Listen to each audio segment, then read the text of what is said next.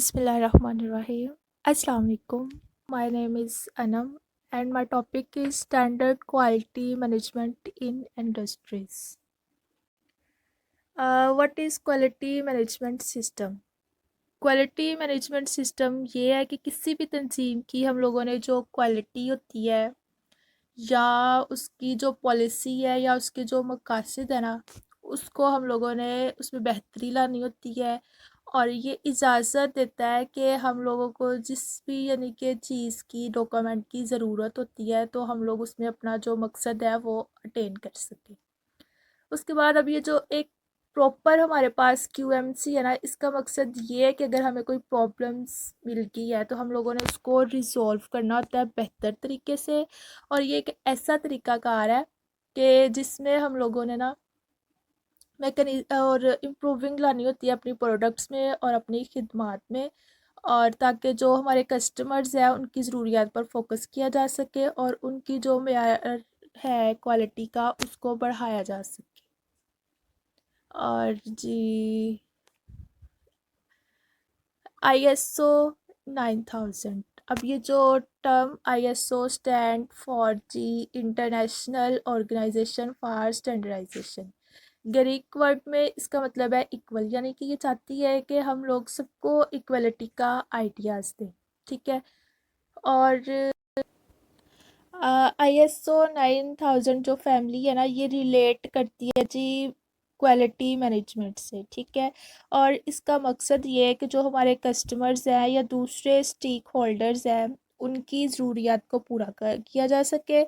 और इसका बुनियादी मकसद ही यही है कि हम लोगों ने ना उसमें बेहतरी लानी होती है और इसके 8 असूल जो हैं वो शामिल हैं इसमें। अब जो इंटरनेशनल स्टैंडर्ड है ना, यानी कि इसमें ये होता है कि इसने पूरी दुनिया में ना अपना काम किया है कि उसकी जो हमारे पास एक मुकम्मल सेटअप है वो फराहम करती है। और उसके बाद ये हेल्प करती है जी कस्टमर्स की ज़रूरियात को पूरा करने के लिए और उसमें बेहतरी लाने के लिए।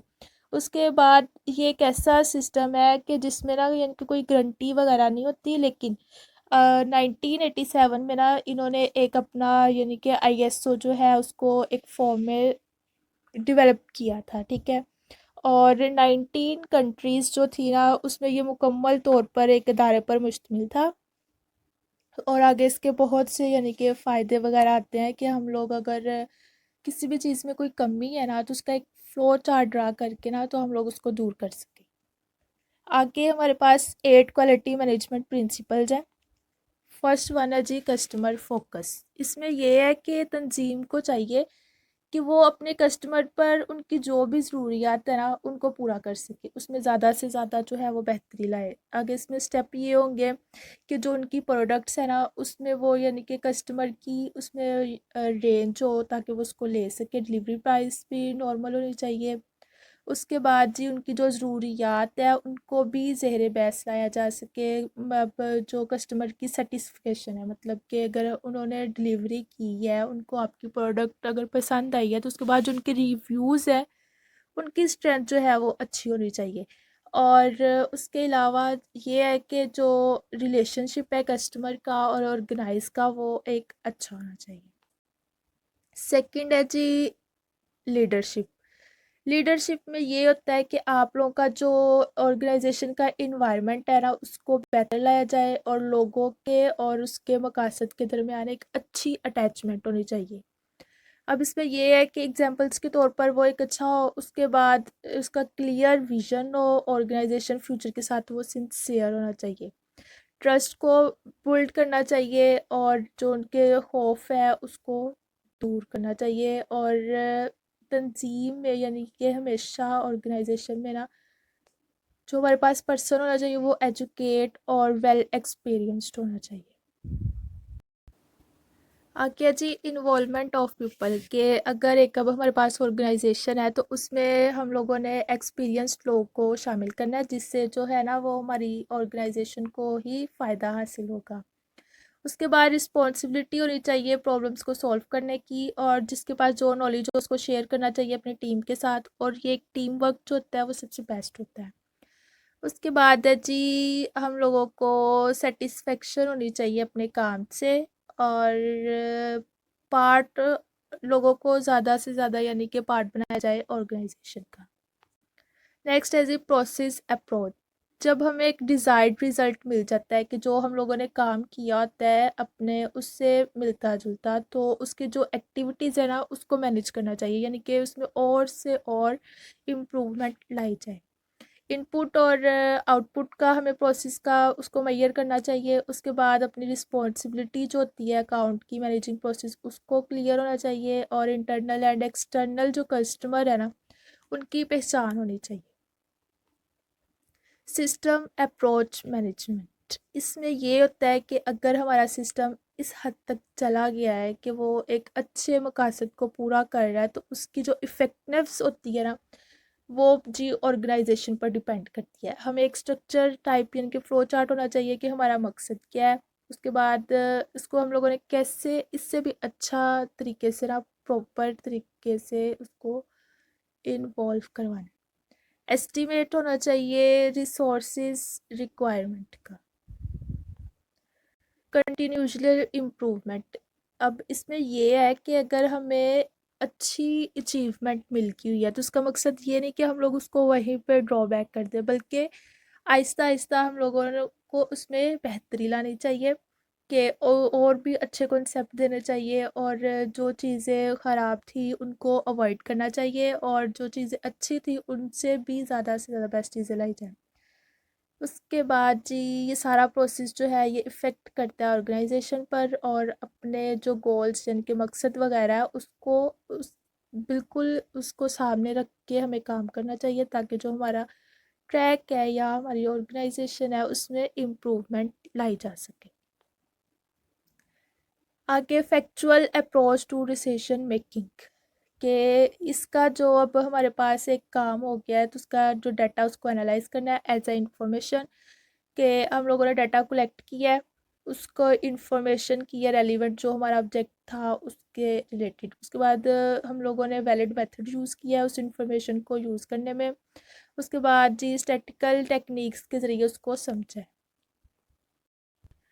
लास्ट है जी म्यूचुअली बेनिफिशियल सप्लायर रिलेशनशिप, कि अगर हमारे पास एक म्यूचुअली पर्सन होगा सप्लायर होगा तो उसके साथ ताल्लुकात अच्छा होगा, तो ये फ़ायदा जो है वो सारा ऑर्गेनाइजेशन को जाएगा, और ऐसी सलाहियत भी होनी चाहिए कि वो ये जो रिलेशन है वो बिल्ड कर सके।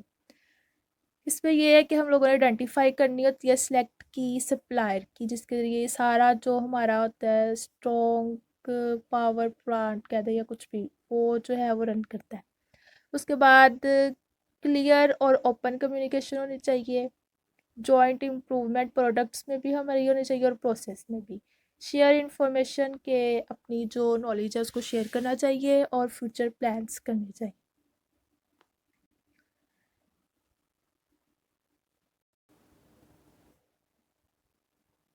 आईएसओ जो सीरीज़ है ना इसका जो बुनियादी काम है ना, इसने हमें उसके जो क्वालिटी का कॉन्सेप्ट है उसको बेहतर करता है। ठीक है, अगर कर लिया है किसी भी एक मॉडल की, तो इसमें डिज़ाइन उसकी जो डेवलपमेंट है या उसकी पैदावार है उस सब की या खिदमात की जो सर्विसिंग है ना उसकी यकीन दहानी कराता है। ठीक है, उसके बाद है जी ये जो मैन्युफैक्चरिंग सिस्टम की तैयारी तनसीब में क्वालिटी इंश्योरेंस के लिए भी जो एसओपीज़ है ना 90 ये मॉडल बहुत बेस्ट है। उसके बाद अब इसके वो फ़ायदे क्या हैं, एक तो इसकी जो क्वालिटी है वो बरकरार रहती है। ठीक है, उसके बाद जो रजिस्ट्रेशन होती है ना मार्केट में वो भी इसका बहुत एक अहम असर रखता है। बड़ी कंपनियों से जब हम लोग उसका वो करते हैं जी मुकाबला करने के लिए ज़्यादा वक्त जो होता है वो कस्टमर पर फोकस करते हैं। ठीक है, और उसके बाद जी तस्दीकी कि आपकी जो कंपनी का जो मयार है वो किस हद तक जो है वो ठीक है। उसके बाद सार्फिन के इत्मीनान और उसकी जो इत्मीनान होता है ना उसमें इजाफा हो सकता है। आगे हमारे पास जी क्लॉसेस है, ये रिक्वायर ज़रूरत के मुताबिक इनकी क्लॉसेस दी जाती है। क्लॉसेस फॉर में क्वालिटी मैनेजमेंट है, मैनेजमेंट रिस्पॉन्सिबिलिटीज़ है, रिसोर्स मैनेजमेंट है, प्रोडक्ट रियलाइजेशन है, मेजरमेंट एनालिसिस एंड इम्प्रूवमेंट है। फर्स्ट है जी क्वालिटी मैनेजमेंट क्लासेस। इसमें हम लोगों ने डॉक्यूमेंटेशन रिक्वायर करते हैं, ठीक है, उसकी ज़रूरत होती है ताकि हमारा रिकॉर्ड जो है वो एज अ डॉक्यूमेंट सेव रहे। सेकंड, इसकी रिस्पॉन्सिबिलिटी ये होती है कि हम लोगों ने ना जो अपना फोकस है, कस्टमर फोकस जो है, उसके लिए मयार को बेहतर बनाना है, ठीक है, प्री प्लानिंग करनी होती है और कम्युनिकेशन को ज़्यादा स्ट्रॉन्ग करना होता है।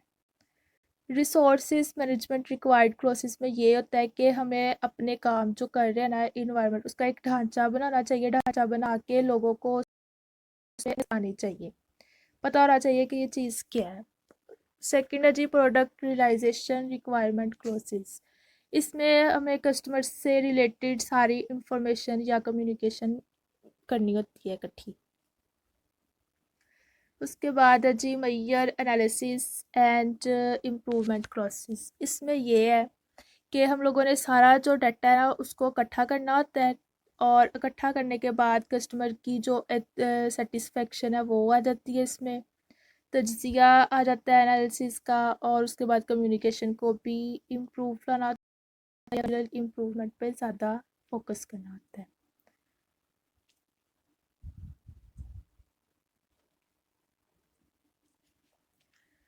Thank you for listening me and अल्लाह हाफिज़।